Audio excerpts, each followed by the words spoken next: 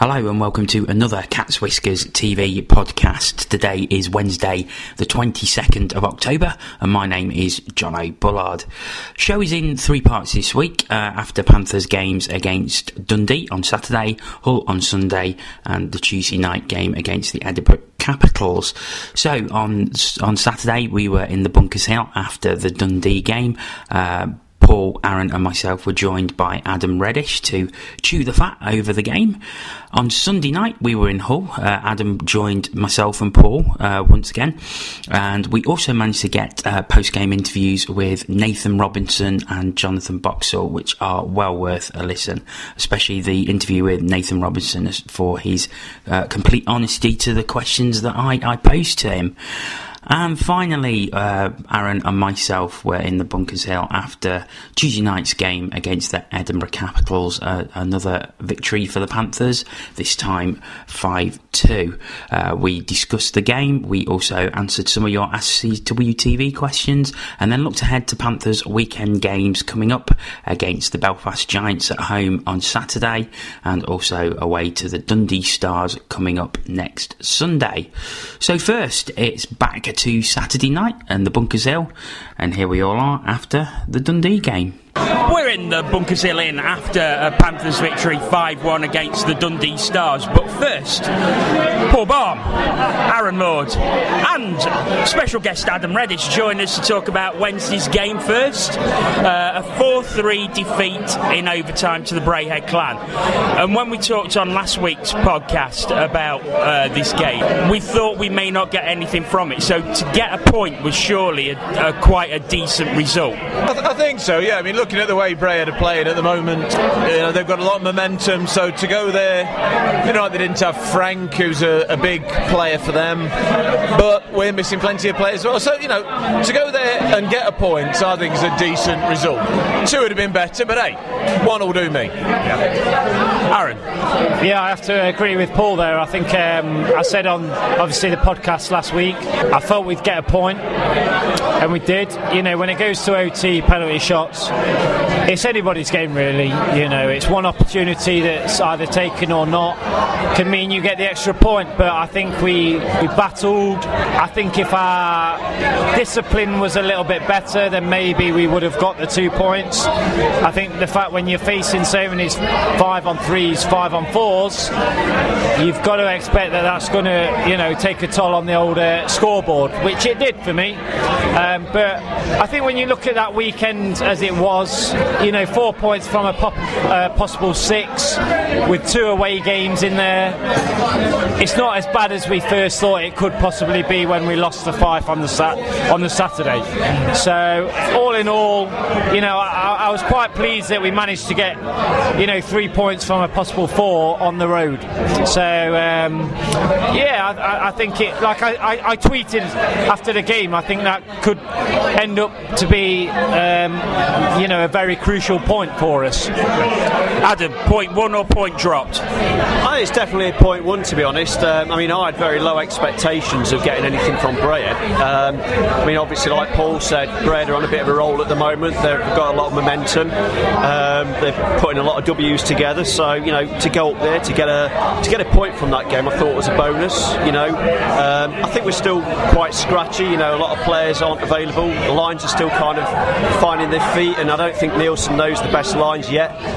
When guys come back into the roster, I think Nielsen will get a better idea about the best lines to roll out, and I think we'll become more of a threat. So, if we can keep putting the points together early on, keep the points ticking over early doors in the league, I think we should be fine. When the key guys come back, hopefully we'll get some momentum and we can start going up the league. Something I want to throw out there for discussion is, before the game, there was a lot of business. We're going to go up there, we're not going to get anything. They're too good for us, we're not going to get a thing. We get a point, and then all over the forums and Twitter it's like, this isn't good enough. We know we're not doing anything. So the question I really want to put out there is, are expectations too high, or perhaps better, are they unrealistic? Both, to be honest, Jono, both. Look, the only way I read the forums on the odd occasion. I'm not a member of any forum. I don't write on forums, but I have a look to see what people are saying. You know, because when we do this show, it's nice to know what other fans are thinking, so you get a sense of it from a Panthers point of view. For me, you'll always get fans that you could win 5-0, 7-0, 10-0, and it'll be a poor performance because either unrealism, just they expect so much. I think the problem is, for me, and as far as I know it, we win all our games in hand, and we're joint with the Giants. If we win all those games in hand and we're level with the Giants, is it such a bad season? For me, it's still too early doors to make a prediction yet, I think. Yeah, but that's what I'm saying. You know, we've played, what is it now? Five games? 6 games. Is it 6 games in the league? 5-6 games in the league? Why? I think the problem is as well, we've played so many games with the CHL and the warm-up games before that. It feels like we've played 20 games in the league, and we haven't. Yeah. You know, we've played 5 or 6. It's still early season league, still early season in the league, and I just think we need to calm down a little bit and let's see what actually happens. You know, I think fans always have opinions. That's why we do this show. It'd be boring if we didn't. Nobody should agree. Some people should agree. You know, it's kind of. But to answer your question after 2 minutes of rambling, I think it's a little bit unrealistic. Paul, as sort of probably one of the least confident as over the past 3 years, what do you think? Unrealistic or just too high expectations? Like Aaron said so succinctly, a bit of both. I think part of what happened against Braehead was, though, we didn't expect, a lot of people didn't expect, me included, didn't expect to get anywhere near them, and we almost won. You know, we almost beat them.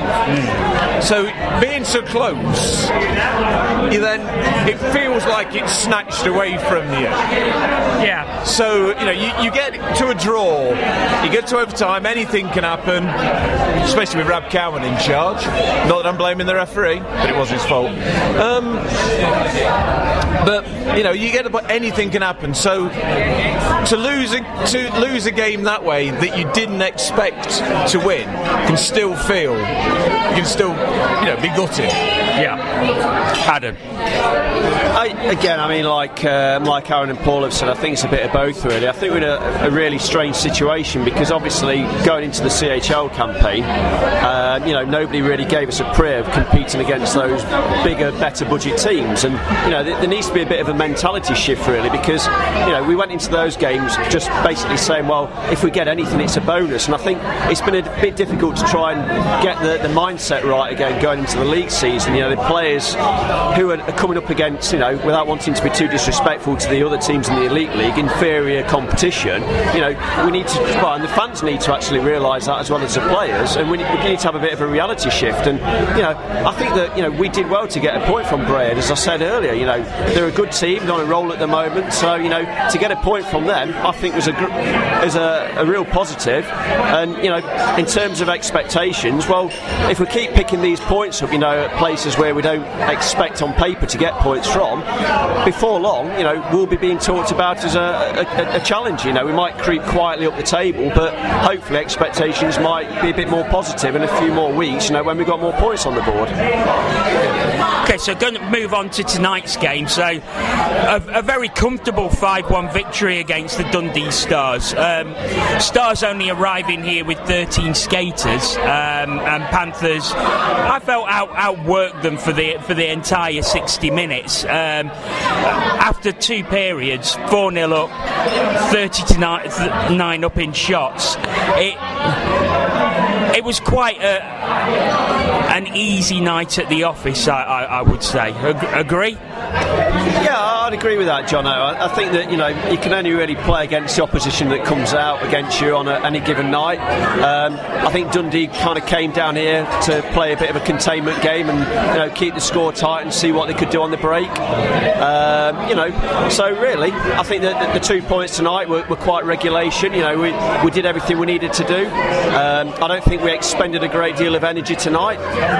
Hopefully we've left something in the locker for tomorrow night against Hull. So, 2 points is 2 points. It keeps the momentum going. Hopefully it takes us up the table a little bit more. I think Dundee will struggle this season though. I mean, I do fear for them. They had a great year last year, and I think they overachieved to some degree, but they built a solid roster.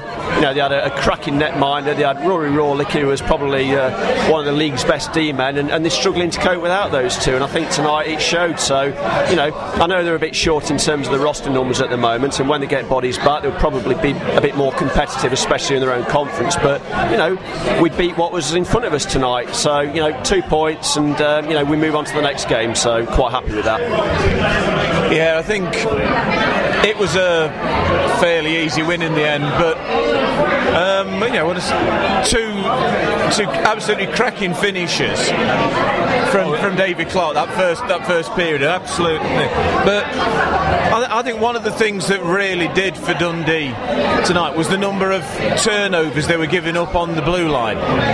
Both those goals came, all right, different blue lines, but both those goals came from Clarke stealing the puck. I think Mosey for the second, stealing the puck from the Dundee defenceman, and then just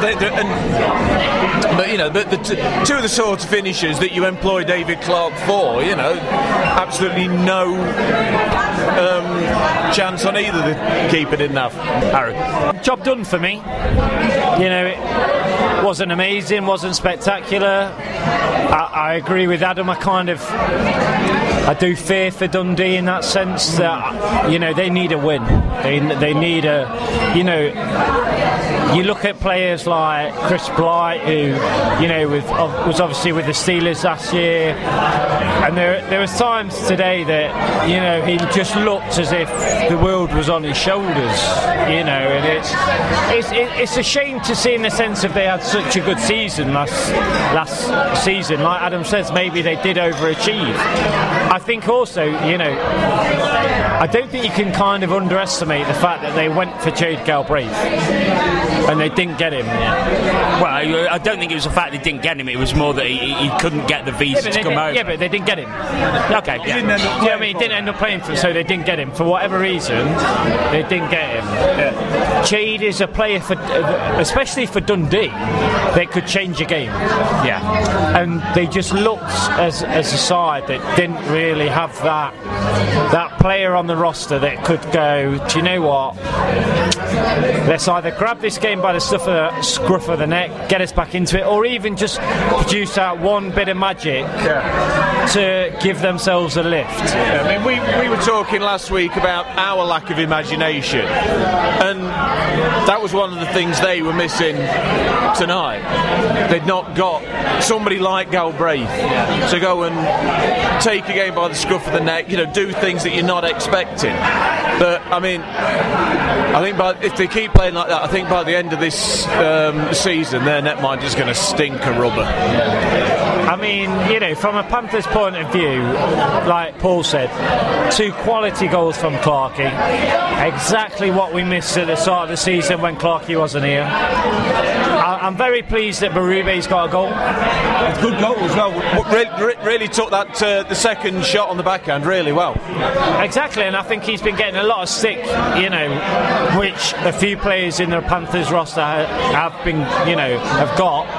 And I think hopefully that will give him a bit of a lift. So that's positive. I think there's quite a few players on the roster who have been getting a little bit of stick recently from the Panthers fans because they're perceived to be underachieving. But I think that our fixture list, we're playing Belfast next week, obviously, but we've got a run of winnable fixtures. So hopefully, if we do get those wins, and we score a few points along the way, it's going to give confidence to these guys, and can put some points on the board, and hopefully, success breeds success, and we can start to climb up that league standing a bit.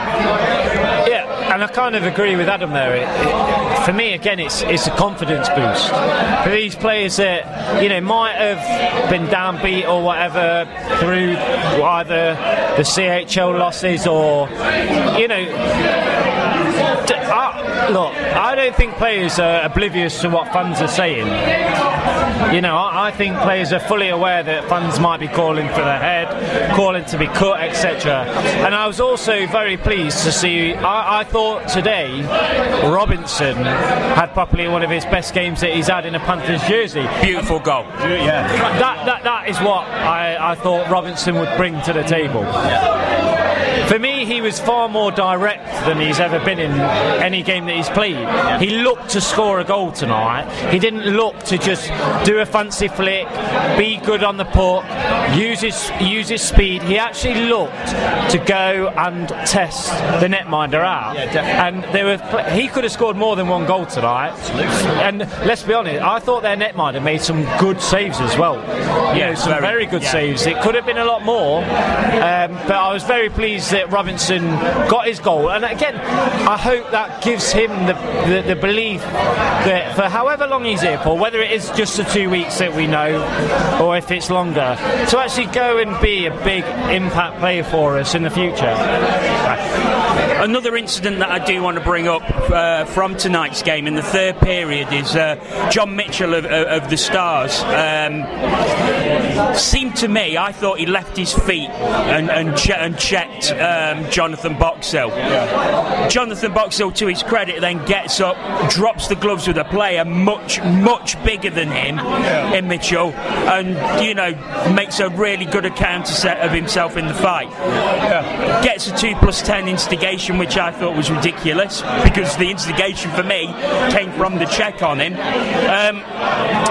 Personally, and I don't like referring things to the Department of Player Safety, but I hope that's looked at, because from where I was sat, that looked a dangerous check. But I think fair play to Jonathan Boxill. I think he did himself an awful lot of credit tonight with the way he reacted. Well, I think, to be honest, he's lucky that he could get up and fight him, frankly, because Mitchell just jumped at him. But I think the thing that worries me most about that is that Dean Smith was practically as far away from the event as I am from you and this microphone now, looking straight at it, and called nothing. Yeah.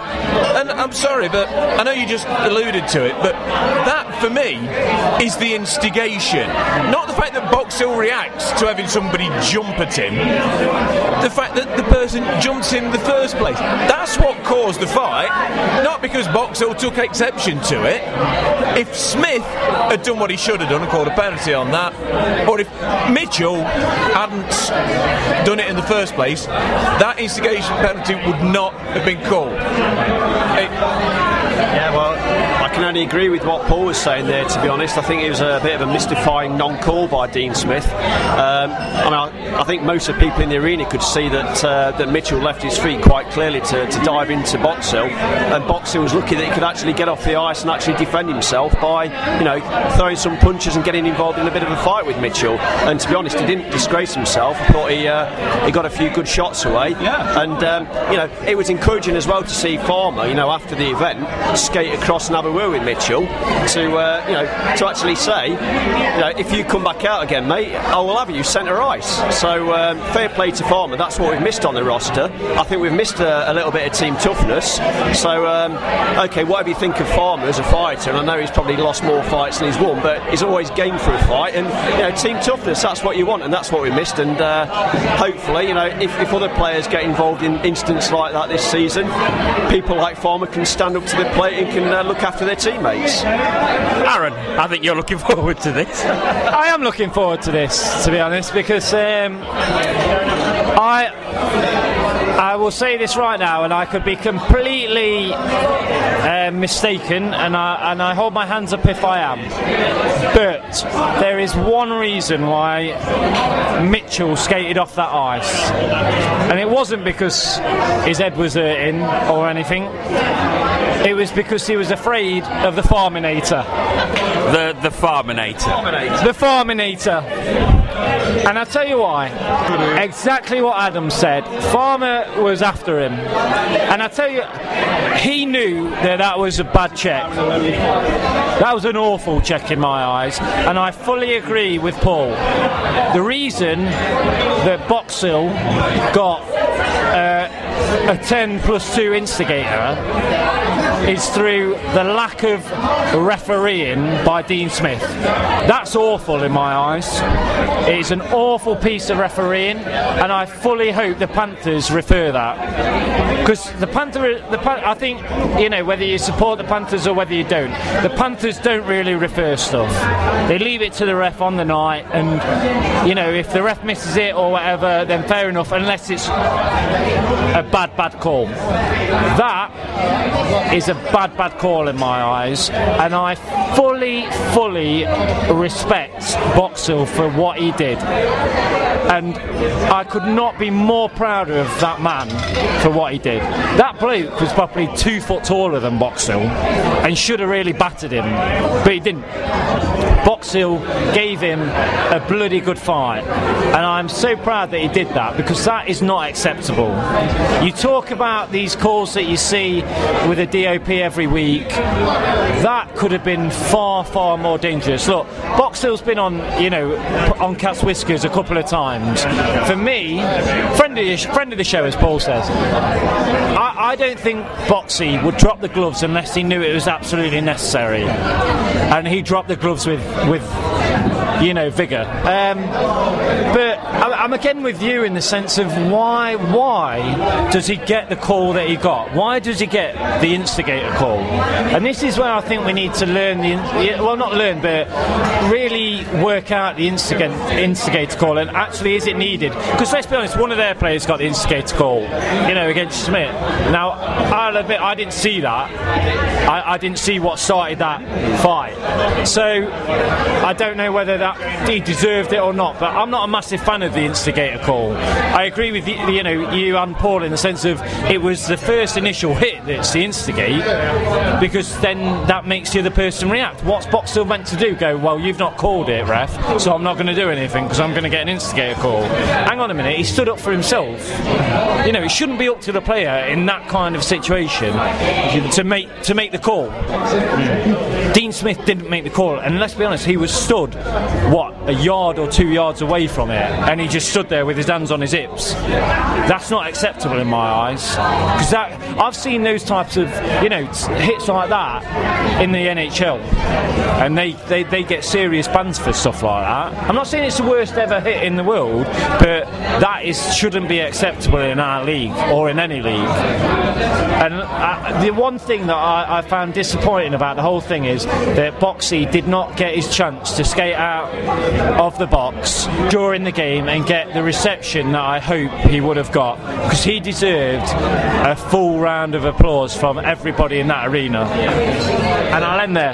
Yeah, no disrespect to David Clark, who had a great match, but Boxill was man of the match for me tonight. I agree with that. You know, Boxy gives you energy every night. You know, he comes out, he skates hard. You know, he's not the most creative player in the world, he's not the most skilled player in the world, and I'm sure he'll be the first to admit that, but, you know, what he lacks in creativity and skill, he makes up in sheer bloody hard work. And, you know, you need guys like that on the roster. You need guys that will turn up night in, night out, you know, be a spark plug to the team. And, you know, tonight was no different. He was that. You know, okay, it wasn't the most, you know, challenging opposition tonight, with no disrespect to Dundee, but, you know, you still need the guys like Boxy to come along to play, but to give the inspiration to the other guys on the forward lines and everybody else on the roster to play hard. And, you know, Boxy did that, and like Aaron said, it's a shame that he didn't get the chance to get the adulation of the crowd because he stood up for himself. You know, he took on a guy that was far bigger than him. You know, he traded punches pound for pound with somebody that was probably a foot or two taller than him, and you know, he gave a great account of himself. But what else are you meant to do? You know, when you get levelled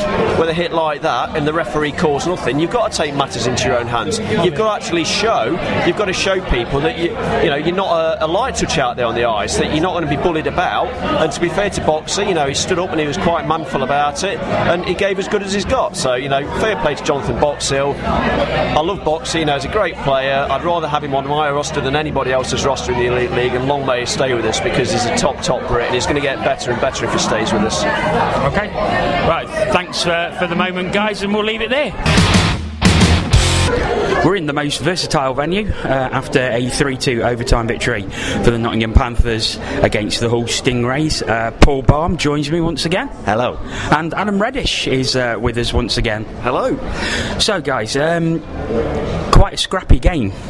It was. There was no real flow to it at all, was there? You know, you had one side had got a period of pressure, then another. It could have gone either way, and in the end, it sort of did. Adam, I think we don't like to criticise referees, but it was not one of his greatest performances by Michael Hicks tonight. No, not at all. Totally agree with that. I think he left the crowd on both sides bemused with a number of calls and non-calls. Yeah, I think you're right. I don't think Hicks will look back on this game as one that he'll remember fondly. I think that kind of contributed to the game as well. You know, it was very fragmented, very bitty. I don't really think Hicks kind of like felt the game, you know, and it suffered as a consequence of that. So, yeah, Hicks wasn't very good tonight, but you know, we got the win. That's the main thing. Of course, after a 6-1 victory for the Stingrays in the leg at the NIC, you know, this could have gone very, very differently. And Hull, to be fair, they defended very well, not allowing our players to play their sort of natural flowing game. It ended up quite a scrappy contest for me. I mean, it was scrappy, but you know, you could tell that, you know, all knew what they were doing, and you know, to break up the play, not let us move the puck about like we can do.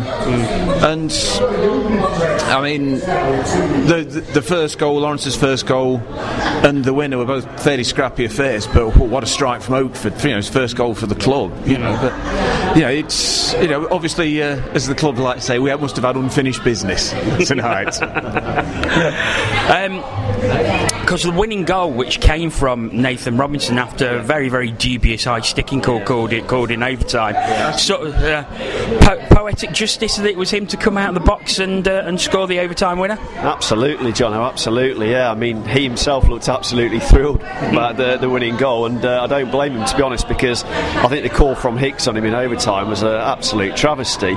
You know, it's he basically had his stick up, and I can't remember the whole player. Was it Lauzon? He seemed to make a beeline for his stick and went through the air like a salmon. And you know, obviously the call was made, and you know, it didn't look good in overtime then because we were at a disadvantage. But thankfully we had a good strong penalty kill there, and Robinson was the guy to come out and emerge victorious, and that's what we wanted. Of course, the most important thing, it was Challenge Cup points, a desperately needed 2 points. Still not guaranteed that we will make it into the quarterfinals of the Challenge Cup, but it's a lot closer now than it was before tonight started. All we could do was win the game, you know, we got left, and that's what we did. The rest of it is in other people. We did all that we could. The only thing, you know, we could do was win the game we'd got, and we did. Okay, thanks for the moment, guys. And here's what some Panthers players had to say after the game. And with Jonathan Boxill, after the victory against Hull, that was a big, big win. Yeah, we really needed that 4-point weekend for us, and obviously that keeps us, you know, with the goal for the Challenge Cup. So that was a huge, huge win for us, and also a morale booster. You know what I mean? Like, obviously they came into our place and had had the performance they did, and we had the performance we did. So tonight it was good to get back, bounce back, and I think everyone from the, you know, obviously Greeny going in there showing that he, you know, he's more than capable of coming in and winning a game for us like that. So no, it was a good win for us. Yeah. Any news on Craig? Obviously just just a precaution for the final period? Yeah, absolutely, just a precaution. He knows his body better than anyone, and I think he knows when to pull the shoot, and I think it was a smart play. It's nothing major, you know what I mean? He knows his body better than anyone. We've got a good training staff here with Poundy doing what he does, so no, nothing to worry about with Craig. Just want to take you back to last night. Any ill effects after the check you suffered? No, it was actually a clean hit. Some people were saying on Twitter and stuff like, oh, he hits the head and stuff. You got to remember the guy's 6'5", I'm 5'9". Well, what more can he do? Go to his knees to hit me? So no, he's an honourable player. He's not a dirty player by any means. So all credit to him. It was a good hit. Maybe I should have kept my head up and not got hit. But no, it was fine. It was fine. Obviously had to do something to respond to make sure that's maybe a message gets out to other guys in the league that I'm more than capable. I'm more than happy to defend myself. Maybe not the capable side, but no, it was clean hit. So all the power to him. How happy have you been with your personal start to the season? Because you've seen an awful lot of ice time, power play time, penalty kill time. You must be delighted with the trust that Corey's showing in you. Oh, absolutely, yeah. It's a huge honour for me to get that trust from Corey and Strax. Obviously, a great coaching staff here. But no, I'm just trying to do everything I can. I had a really good summer. I actually did a power skating school this summer, and I kind of reinvested in myself as a player. The whole off-ice training is a huge factor now for a lot of guys. So that was a big thing for me, but for me it was my skating, and I really wanted to work on that, and it's beginning to pay dividends, so I'm really happy with that. Just I'm happy with the way I'm performing, but most importantly the way the team's performing. We've turned the corner, and we've come back from the CHL, I think, as a much stronger team, and we're taking what we learned from those games and implementing it in the Elite League, so that's a good thing. Okay. Well, I better let you go and get a shower. Yeah, I need a shower. I'm a bit smelly at the moment, so I need to go clean myself up, but thank you. Thanks for your time. Yeah, thank you. Anytime, Jono. Cheers, mate. I'm with Panthers forward Nathan Robinson. You must be delighted with that winning goal.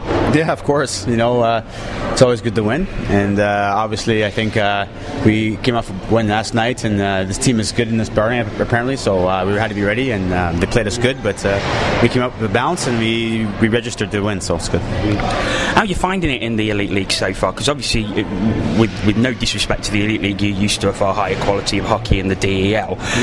Has the standard here, though, surprised you? It's it's pretty good hockey. It's not like the way it's talked up as total goon league and all that kind of stuff. There's some skilled players here, and there's not a lot of depth, and but that's the thing with British hockey, I think, and hopefully in the years to come they have more younger players playing, and to fill that void of more depth players. And hockey's a good game, but in Nottingham it's celebrated, and hopefully that spreads throughout England, and that kind of spirit of the game. How are you finding the facilities at the NIC? Because obviously we come to character rinks like this, I think you can call it, and then you've got obviously facilities like the NIC. Does that surprise you? There's such a disparity amongst the teams in the league. Not really. I think I knew what to expect when I came here, and I prepared myself for that kind of thing. At the end of the day, we're all on the ice trying to get a win, and it's nice to play in nice venues and everything, but at the end of the day, you gotta adapt. You're there to play and do a job and help the team win, and you gotta at the end of the day, that's the focus, not really the venues, and you gotta adjust and make it work, and in time I'm sure that they'll put new venues up and the game will grow here, but there's some nice rinks in this league, Braehead and Nottingham, and I heard Belfast got a nice barn. Whatever, it is what it is, but sometimes it's nice to kind of come to these rinks and play too. Good ice. Yeah. Finally, you've got another week left.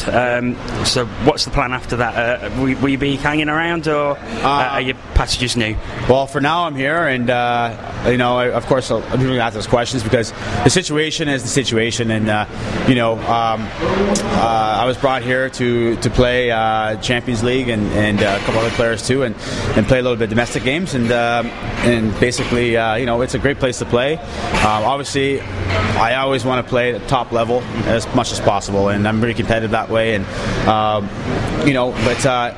this part of my career, I still feel like I have a lot of unfinished business, and I enjoy Germany, and the way I left last year, wasn't really happy with it, and I'd like to get back there. And nothing against this league, but obviously in the back of my head, I definitely have a lot of pride, and I'm competitive, and I want to kind of have an opportunity of justice. But one day, I'm still a young player, and maybe I'll be back. Maybe back in this league in Nottingham, or who knows? If they'd love to have me, I'd come back here in a heartbeat. It's a beautiful place to play and good hockey. Great, thanks for your time, Nathan. Really appreciate it. Thank you very much. For the final part of this week's podcast, it's Tuesday night. We're in the Bunkers Hill after a 5-2 victory for the Nottingham Panthers against the Edinburgh Capitals. Aaron is with me. Good evening. Good evening to you, sir. We'll talk about that a little later, but first we just heard from Jonathan Boxill and Nathan Robinson from Sunday night. Jonathan Boxill saying that the hit that he received from John Mitchell was clean. Now, we obviously went on about that quite a lot earlier in the podcast from Saturday night, where we were saying how disgraceful it was. Aaron, we've looked at it again, we've looked at the highlights, and I'm still not sure that was a clean hit. No, I kind of get what Box is saying in the difference of height and stuff like that, but I would still swing to the side of it wasn't a great hit, and like you say, we've looked at it again on the highlights, and I'm not really going to change my mind on that. So, hey, look, Boxy did what he needed to do after that, and it's kind of in the history books now, isn't it? So, I think for me, I'd like to see a much slower version of it, see it slowed down, but. Obviously, moving on, Nathan Robinson, very interesting interview with him. Very honest as well, I thought. Yeah, I mean, very honest, and it's interesting to hear him say the words, because I think with Robinson, there's always been that kind of, is he here for 2 weeks? Is he going to be here for a month? Does he like it here? Does he want to get back somewhere? And I think, he was very honest in the fact that obviously, he's still quite a young lad, and he wants to. I think it was interesting and very honest of him to say that he kind of left the DEL not how he wanted, and he wanted to go back there to kind of prove himself to himself and to other people. So I think you've got to have the utmost respect for him for being honest to you in that interview. The thing with Robinson, I actually do think he's now starting to be the player that we thought he was initially going to be, and it will be a shame when he goes, but I don't think you can really hold it against him that he wants to go and give it a crack at the DEL again, especially after that. And I think all the questions that have been asked over the past few weeks, he actually answered in that 3 minutes of interview.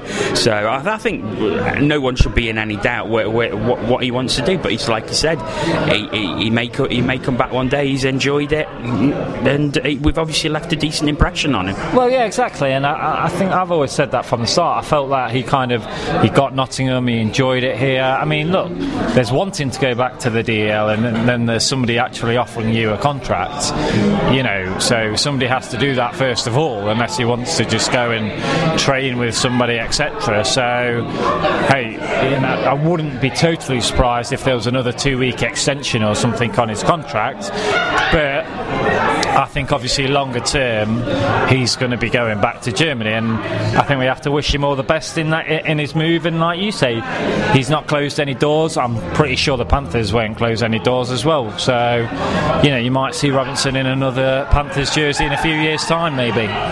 Okay, moving on to tonight's game. It could have been a tricky one, that, especially with Craig Kowalski being out of the lineup, obviously picking up what appears to be a groin strain on Sunday. Seems to be quite precautionary because all the noises that he'll be back for the weekend game against the Belfast Giants. But I think fair play to Dan Green, he didn't let us, the side, or himself down tonight. No, I think look, he got man of the match. I think there was a few candidates for man of the match for me. Greener was obviously one of them. He did the simple things for me. There was kind of no fuss. I think he actually made, for me, he made some saves that possibly, a few seasons ago we wouldn't have thought Dan Green would have made. There was a leg save where he stretched himself out. Yeah, that was a very good save. Yeah, which I thought, that's K-Wall-esque, shall we say, and that was obviously pleasing. Look, the 2 goals, for me, it's just reactions. It's not quick enough reacting to the puck, but you're talking about a backup at the end of the day that doesn't play every game, so you've got to kind of take that into consideration. But for me, he was very solid, and I think the D played a part in that as well. They didn't really hang him out to dry at any point, and he did make some really good saves. I was, like you say, I thought the defence played very, very well. They protected him very well.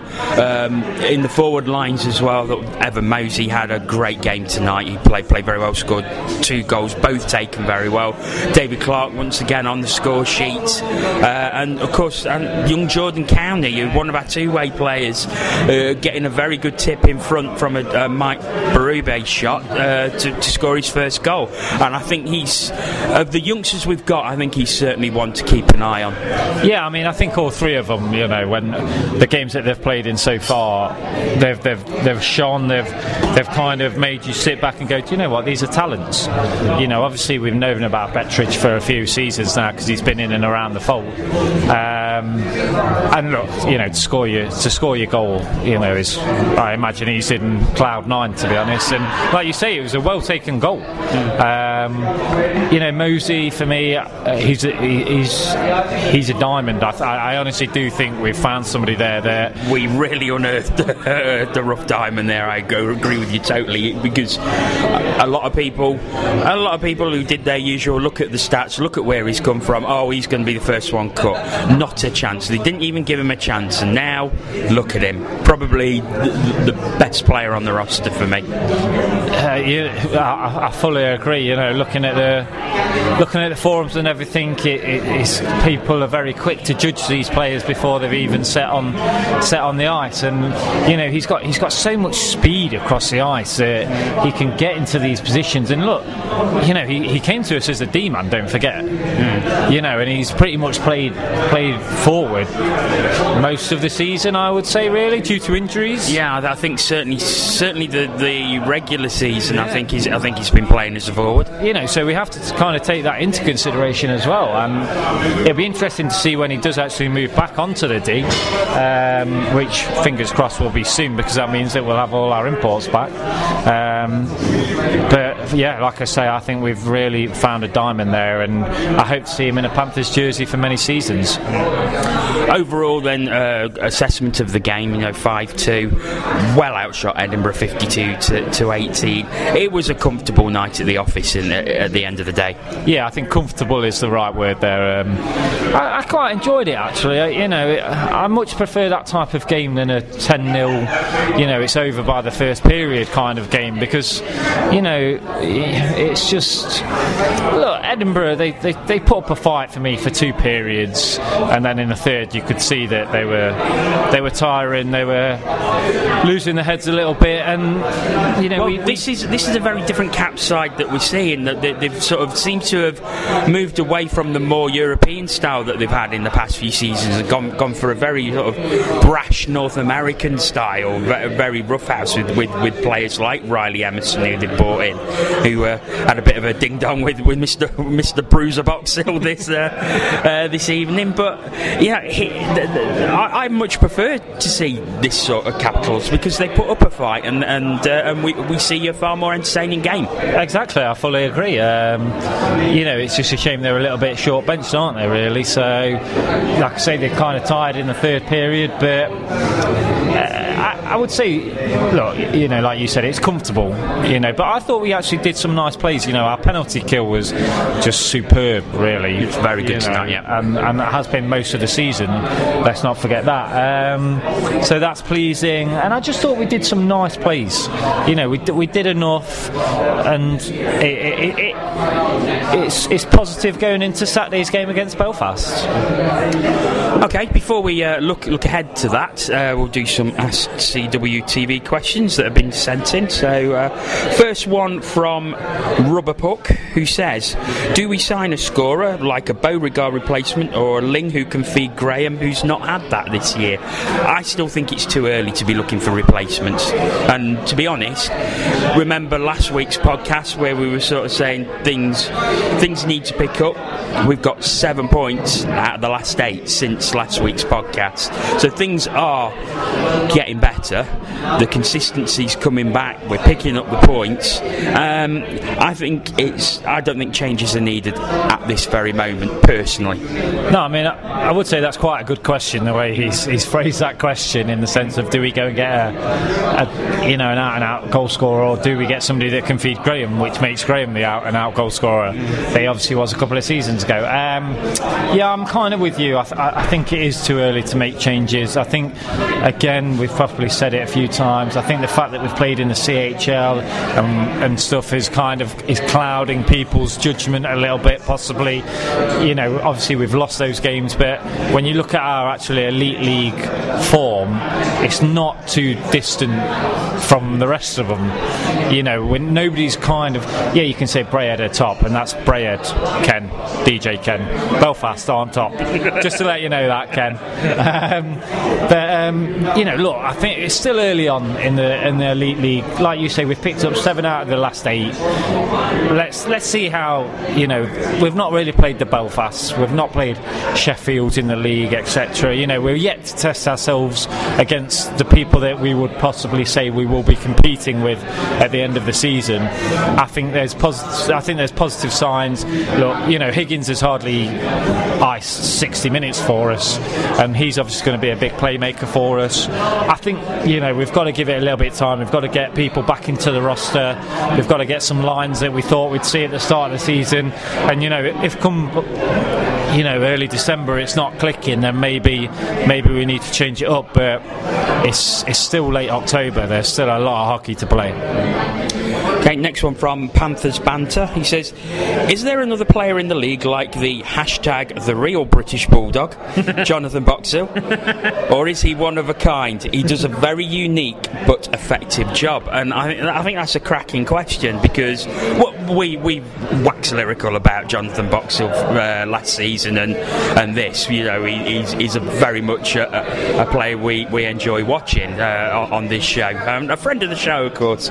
But he's so, he does all the sort of really dirty jobs, the digging, the work in the corners, the dirty work that you don't really like to do, but he seems really happy to do it. And from his interview earlier, where he said he's really invested in his game this summer by doing a power skating course, it seems to me he's really living the dream as a pro hockey player, and he wants to improve, he wants to make himself better, and I think he's almost the sort of perfect player that you want in your squad. Yeah, I mean, I love the hashtag, by the way, the real British Bulldog. It's fantastic. Although Jono is a little bit disappointed because the British Bulldog is his favourite player. Favourite player I like to see get screamed mid-ice, but there you go. But look, I think for me, Boxy is a player you need on your roster. Like you say, he goes into the dirty areas, he's gritty. I mean, I honestly, and I know it's only early on, but I do think he's really come on this season so far. He's getting a lot more minutes. He's on the penalty kill, which, like I said earlier, has been quite fantastic so far this season. For me, he and I could be way out of context context here, but I think he was signed as a Matt Myers replacement, and not necessarily, you know, for last season or even possibly this season. I think he's within that mould of a Matt Myers that will get into the dirty areas, will grind the opponents down. You know, Boxy is not afraid to finish a hit, finish a check. He's willing to stand up for himself, which we obviously saw at the weekend. You know, I think there's so many positives to come from Boxill's performances so far, yet I think there's so much more to come from him as well. You know, I honestly do hope that he's a Brit that we keep for many years, you know, and let's not forget he is a Brit as well, which is very positive for us as a club.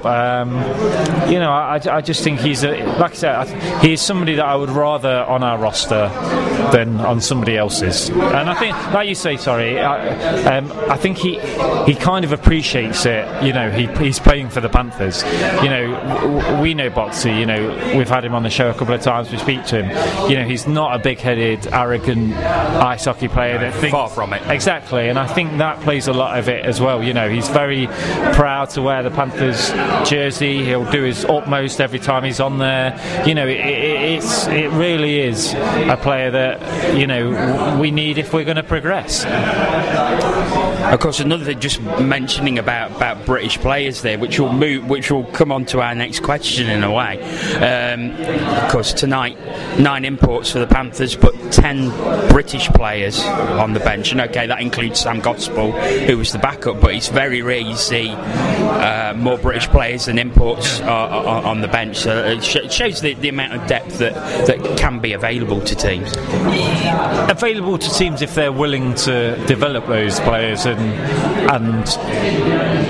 invest time in those players. You know, this is something that I feel quite strongly about when talking about the Panthers. You know, Panthers want to develop British players.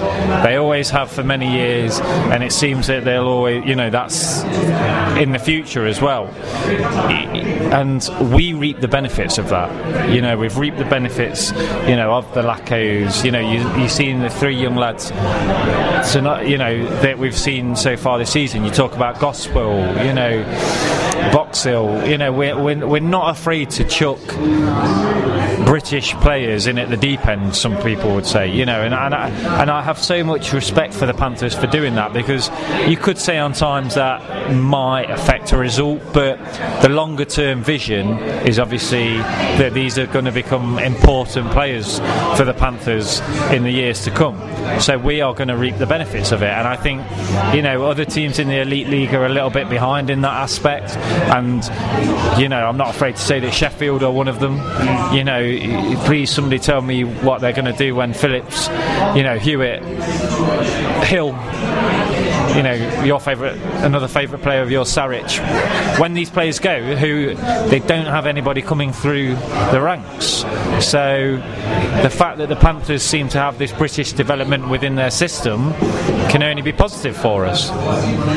Yeah, I agree, and of course I think another example of that is the way that Sam Oakford, in the very, very short time that he's been here, he's come on leaps and bounds and looks a very competent defenseman and does not look out of place at all at this level. No, I was just going to say, very, very confident. He doesn't look like he doesn't actually, to me, look like he's stepped up from EPL. You know, he doesn't stand out in the crowd as if to go, you know, if you said to somebody that, you know, knew a bit about hockey but hadn't really been to the Panthers before, or was relatively new to the Panthers, and you said, okay, pick the guy out that's come up from the EPL and this is his first season in a Panthers jersey, I'm not really sure that, you know, not everybody would go, well, it's Sam Oakford. No, not at all. And I think that's full credit to him. Okay, the final question comes from Kevin Bianco, which sort of looks at British players and he says, will we ever see a UK trained hockey player truly succeed in North America or Europe? And I don't just mean NHL.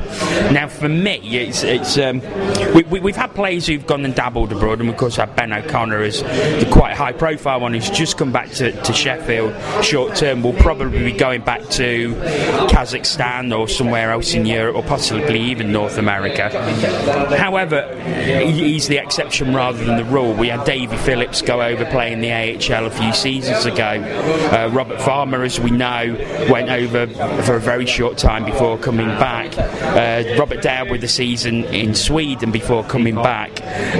Craig Peacock, again, Denmark, he was 2-3 months in Denmark before moving back to the Giants. So I think for me, a player to make it that level has to go when they're probably sort of 14, 15 years old to make the jump. I think if they leave it later than that, it may be a bit too late. Some have made the jump, but they often find themselves coming back to what is probably the comfort blanket of the Elite League, and we're not. I don't think we are seeing enough. I think it will happen, and I think there will be a production line, but I think they have to leave these shores a lot earlier on, sort of 13, 14, 15. I know there are some players who've done that and are trying to forge out careers in other leagues and in North America, but again, exceptions rather than the rule. Yeah, I mean, it's a very interesting point, and it's a good discussion. The players that you've just mentioned, they've all dabbled, shall we say, but not managed to carve a career out there. Obviously, like you say, Ben O'Connor's done pretty well for himself, and will be looking to go back out. Swindlehurst is one to talk about, possibly. Because he's done exceptionally well in the training camps that he's had out there, and it seems that if things go quite well for him, that could be more. It seems it's being bandied about at the minute between clubs, so there's a possibility it might not work out for him, which is a shame. Yeah, but players are bandied about though in that sense, because it is, they're all affiliated clubs, and it is kind of, you go to that club and we will see how you get on for 3 to 6 games, and if we think you're doing well, we will bring you up, or that. I don't think that's necessarily just because he's a British player. I think that's kind of like the storm that is the NHL, AHL, all that kind of system. But I think British development in our league needs to get better before we can even talk about players going over to the ECHL, the AHL, and even in Europe. So I think we kind of need to look back at home, and it kind of ties into what I was just saying on the previous question. More clubs in the Elite League need to be giving young British players ice time, get them involved in their camps, in their rosters, and try and forge that as a league to then build it and build it and build it. So that's going to take time. It's something that seems to rumble on Twitter all the time. Obviously Paul Thompson is a very vocal person on the state of British development in our league and in our country. It's not a quick fix. Teams, clubs, organisations, a league, we kind of need to sit together and go, what can we do as a league that doesn't diminish what we're doing at the moment, but improves GB, and then maybe in, like I say, 5-10 years you might see a player break out and become a well-known name, or just stay there for a few seasons, and perform and compete with the other imports or the other nationals in these European or North American leagues. So it's not a short-term solution, really. No, not at all. So moving on to the weekend, and Belfast Giants visiting the NIC. First meeting of the season between Panthers and the Giants. Of course, Giants full of confidence, having qualified for the Continental Cup at the weekend. 2 victories, a loss to their host Fishtown Penguins, I think they're called. A 4-2 loss, but still qualifying due to Kiev having pulled out of the next round, so them as the best runners-up go through. So many congratulations to them, and another fillip for the Elite League doing well, with the team doing well in Europe. Yeah, I mean, full on. We wish them luck beforehand, and they've represented their organisation and their league well. So it'll be good to see them in the next round, and obviously that will bring a lot of confidence to them, I imagine, coming into the NIC. Like you say, the first meeting with them, it'll be interesting to see how they are this season. Obviously, a new coach in Thornton, a few new players that seem to be a decent imports. Well, Mike Compen is top of the scoring chart. He seems to be the guy who's putting it away. I think he's going to have to be watched.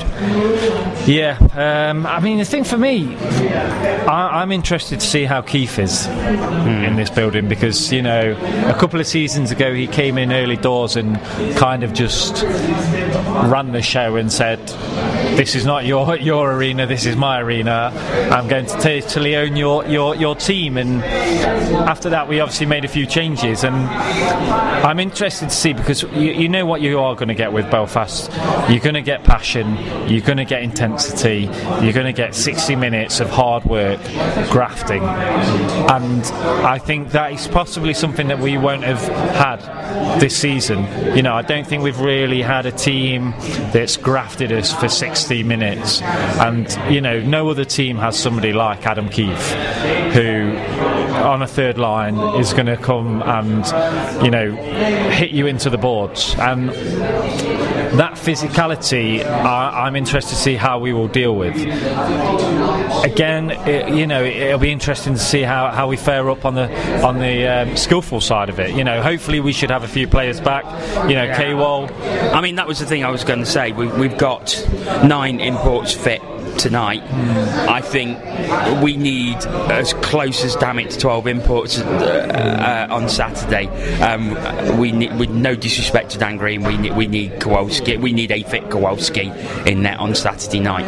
I think, obviously, I think Dan Green would admit that to a certain degree. I don't think he'd be upset by people saying that really we need a fit K-Wall in between the pipes on Saturday.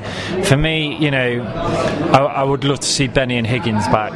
Benny brings so much energy to the team. He really he is just that player that is just a not bulldog, but he's like a Yorkshire Terrier. He's all over the ice. He brings so much to the team for me, and I would just like to see Higgins back and just get him into the Panthers fold, because I feel that obviously when we signed him, there's a lot of noise made about it, from Belfast fans and Panthers fans, and it was kind of like a coup for us to sign him from Belfast. And I can only imagine that he's kind of wanting to get, he's not really been able to get into the fold through injury, and what better way to come back and face your former team and hopefully put Panthers on the road to victory.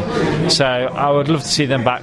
Perron, we don't actually know really what's wrong with him apart from an arm injury, do we? We've not been given a time scale, so could he be available? We don't know, but if we could get K-Wall, Benny and Higgins back into the fold, it certainly makes us a lot stronger.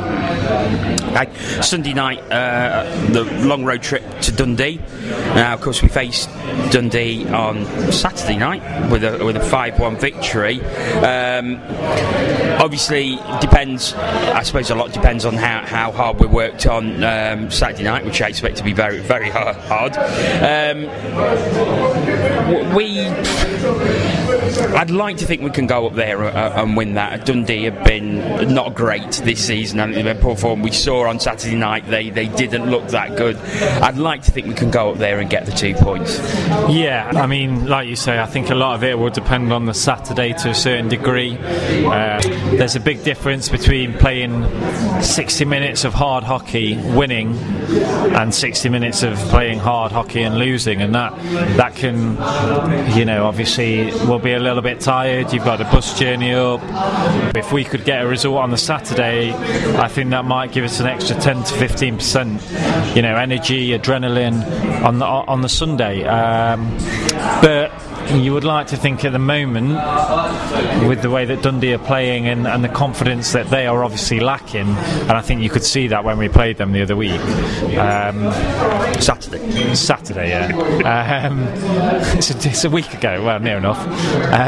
It was 4 days ago. I know, but it was last week, so I would hope that we would be able to go up there and grind out a victory. I think, and I think I've said this in previous, for me at the moment, we need to grind victories out when we go to these places, like your Fives, like we did, when we go to Coventry next, when we go to Cardiff, basically any away game at the moment, for me, we need to grind it out. We need to play hard, we need to play physical, but it's not about the sexy hockey that we've known in the past. It's about building momentum, it's about building confidence, and look, that would come from a great home victory on the Saturday night, but look, when we lost to Fife down here, everybody was doom and gloom, and like we said earlier on, we've got 7 out of 8. It's you've kind of got to take each game as it comes, and whatever the result is on Saturday, it shouldn't stop us from going and getting 2 points on Sunday. No. And obviously we will cover those games in next week's show. Not sure yet whether it will be podcast or whether it will be on film. Depends on certain equipment issues that we have. But if anyone would like to buy us a new video camera, we would be most grateful. Thank you very much. Please make sure it has a microphone input as well if you do. Okay, that's it for this week. Many thanks to Aaron. Absolute pleasure. Enjoy the rest of your week. I will do my very best, and also thanks to Paul and Adam who joined us earlier in the show, and of course many thanks to Jonathan Boxill and Nathan Robinson for their time for the interviews after the game in Hull. As I said, we will be back next week, and if you want to get in touch with us here at the show in the meantime, you can do so on Twitter via our Twitter account, which is @CatsWhiskersTV, or use the hashtag AskCWTV if you want to leave us a question. But until next week, have a good one. See you then.